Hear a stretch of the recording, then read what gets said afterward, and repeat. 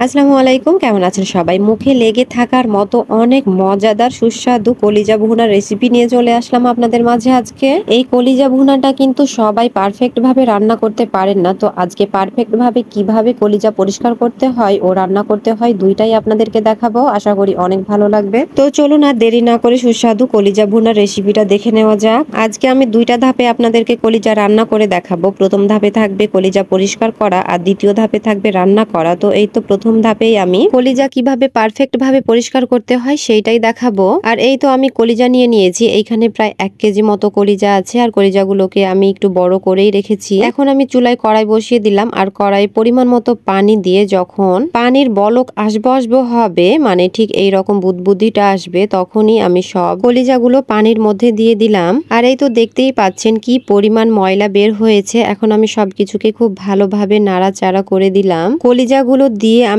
খুব বেশিক্ষণ জাল করব না, না হলে শক্ত হয়ে যাবে। যখন দেখবেন খুব ভালোভাবে বলক চলে এসেছে তখন 1 থেকে 2 মিনিট বলক ওঠানোর পরে চুলাটি বন্ধ করে দিতে হবে। এরপরে খুব ভালোভাবে ধুয়ে ছাঁকনির সাহায্যে পানি ঝরিয়ে নিতে হবে। আর এই তো আমার খুব ভালোভাবে পানি ঝরানো হয়ে গিয়েছে। আর আমি এখন একটু ছোট ছোট করে কেটেও নিয়েছি কলিজাগুলো। আর এই তো কলিজার গায়ে এইরকম আলাদাভাবে একটা আবরণ আছে, আর আপনাদেরকে এইভাবে খুব ভালোভাবে উঠিয়ে নিতে হবে। আমি সব কলিজারগুলো আবরণটা এইভাবে উঠিয়ে খুব ভালোভাবে পরিষ্কার করে নিয়েছি। আসলে এই আবরণটা ওঠানোর কোনো ঝামেলা নেই, সেদ্ধ করার পর একটু টান দিলেই খুব ভালোভাবে উঠে যায়। আর এই তো এখন আমি দ্বিতীয় ধাপে চলে আসলাম কলিজা রান্না করার জন্য। আর কড়াই পরিমাণ মতো তেল দিয়ে কয়েকটা শুকনা মরিচ, গরম মশলা, তেজপাতা দিয়ে সবকিছুকে খুব ভালোভাবে নাড়াচাড়া করে এখন পরিমাণ মতো পেঁয়াজ দিয়ে দিলাম। পেঁয়াজটা যখন একটু ভেজে লাল লাল হয়ে যাবে এই সময় আমি অল্প পরিমাণ গোটা জিরা দিয়ে সবকিছুকে খুব ভালোভাবে আবারও নাড়াচাড়া করে দিয়ে কিছুক্ষণ পর আদা রসুন বাটা দিয়ে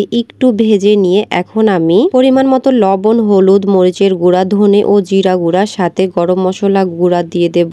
আর এই তো সব মশলা দিয়ে সবকিছুকে নাড়াচাড়া করে কিছুক্ষণের জন্য আমি ঢাকনা দিয়ে ঢেকে রেখে দিলাম। কিছুক্ষণ পর ঢাকনা উঠিয়ে অল্প পরিমাণ পানি দিয়ে সব মশলাগুলোকে খুব ভালোভাবে নাড়াচাড়া করে আবারও ঢাকনা দিয়ে রেখে দিলাম কিছুক্ষণের জন্য। আর এই তো কিছুক্ষণ পর ঢাকনা উঠিয়ে নিলাম। এই তো দেখতেই পাচ্ছেন মশলা থেকে তেল বের হয়ে গিয়েছে, মানে মশলাটা কিন্তু আমার খুব ভালোভাবে কষানো হয়ে গিয়েছে। মশলাটা যত ভালোভাবে কষাবেন এই কলিজা ভুনার টেস্টটা ততই বেড়ে যাবে। আর এই তো মশলা যেহেতু আমার খুব ভালোভাবে কষানো হয়ে গিয়েছে, এই জন্য এখন আমি কলিজাগুলো মশলার মধ্যে দিয়ে সবকিছুকে খুব ভালোভাবে নাড়াচাড়া করে মশলার সাথে মিশিয়ে নেব। আর এই তো এখন আমি ঢাকনা দিয়ে ঢেকে দিলাম। কিছুক্ষণ পর ঢাকনা উঠিয়ে নিলাম। আর এই তো দেখতেই পাচ্ছেন কলিজা থেকে কিন্তু একটা পানি বের হয়ে গিয়েছে আর খুব ভালোভাবে বলকও চলে এসেছে। এখন আমি সবকিছুকে খুব ভালোভাবে নাড়াচাড়া করে দিলাম। আর এই তো কিছুক্ষণ পর পরই আমি কলিজাগুলোকে খুব ভালোভাবে নাড়াচাড়া করে কষিয়ে নিচ্ছি। আমি এই কলিজা কষানোর সময় কিন্তু আলাদা করে কোনো পানি দেইনি, শুধুমাত্র মশলা কষানোর সময় অল্প পরিমাণ পানি দিয়েছিলাম। আর কলিজা থেকেই আলাদাভাবে যতটুকু পানি বের হয়েছে সেই পানি থেকেই কিন্তু খুব ভালোভাবে আমার কষানো হয়ে গিয়েছে। এখন আমি কলিজাগুলোতে ঝোলের পানি দিয়ে দিলাম। আর এই ঝোলের পানিটা একেবারে অল্প পরিমাণ দিতে হবে, কারণ কলিজা তো এমনিতেই নরম, খুব তাড়াতাড়ি সেদ্ধ হয়ে যায়। এর উপরে এই কলিজাগুলো যেহেতু ভুনা করব এই জন্য আলাদা করে বেশি পানি দেওয়ার কোনো প্রয়োজন নেই। আর এই তো ঝোলের পানি দিয়ে সবকিছুকে আমি খুব ভালোভাবে নাড়াচাড়া করে দিয়ে কিছুক্ষণের জন্য ঢাকনা দিয়ে দিলাম। আর এই তো কিছুক্ষণ পর আবারও ঢাকনা উঠিয়ে সবকিছুকে খুব ভালোভাবে নাড়াচাড়া করে দিলাম। আর এই সময় আর ঢাকনা দেওয়ার কোনো প্রয়োজন নেই। আর এই তো ঝোলের পানিটা অনেকটাই শুকিয়ে এসেছে। এই সময় আমি কাঁচামরিচ দিয়ে দিলাম। কয়েকটা কাঁচামরিচ আমি মধ্যখান থেকে কেটে দিয়েছি, আর কয়েকটা এমনিতেই গোটা গোটাই দিয়ে দিয়েছি ফ্লেভার আসার জন্য। এরপরে কিছুক্ষণ পর আমি ধনে ও জিরা গুঁড়া উপর থেকে দিয়ে দিলাম। শেষের দিকে এই ধনে ও জিরা গুঁড়াটা দেওয়ার চেষ্টা করবেন, তাহলে অনেক সুন্দর একটা ফ্লেভার আসবে। আর এই তো আমি একেবারে অল্প সময়ের জন্য ঢাকনা দিয়ে ঢেকে রেখে দেব।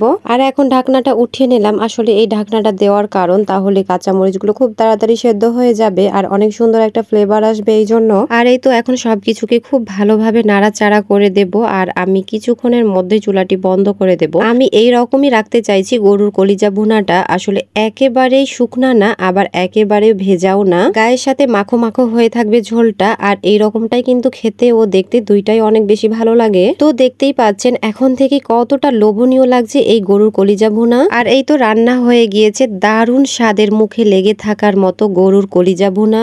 এখন আমি একটা বাটিতে সব গরুর কলিজা ভুনা গুলো উঠিয়ে নেব। আমার রেসিপি ফলো করে বাসায় একবার হলেও এই গরুর কলিজা ভুনাটা রান্না করে দেখেন, বাসার প্রত্যেকটা সদস্য আপনার প্রশংসা করতে বাধ্য হবে। তো আমার এই গরুর কলিজা ভুনার রেসিপিটা আপনাদের কেমন লেগেছে অবশ্যই অবশ্যই কমেন্টে জানাবেন। আর যদি এই মজাদার গরুর কলিজা ভুনার রেসিপিটা আপনাদের ভালো লেগে থাকে তাহলে অবশ্যই একটা লাইক, কমেন্ট ও শেয়ার করে দেবেন। ধন্যবাদ সবাইকে। আল্লাহ হাফেজ।